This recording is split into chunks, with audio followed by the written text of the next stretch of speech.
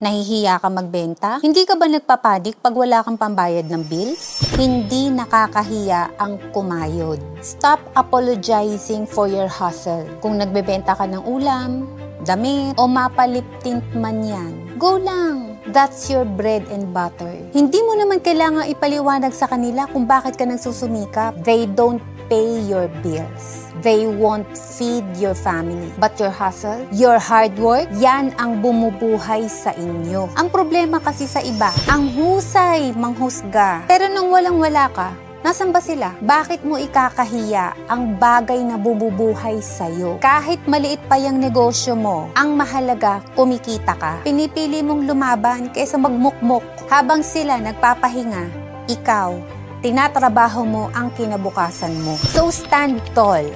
Even if you're just starting, i-post mo yung product mo, kahit isang like lang. Magbenta ka araw-araw. Kahit minsan, wala kang benta, okay lang yan. Because the right people will see your effort. Hindi mo kailangan ng approval ng iba para umasenso. Basta marangal at galing sa sipag at tiyaga, ipagmalaki mo. Work like there's no tomorrow. You're not just earning, you're building a legacy.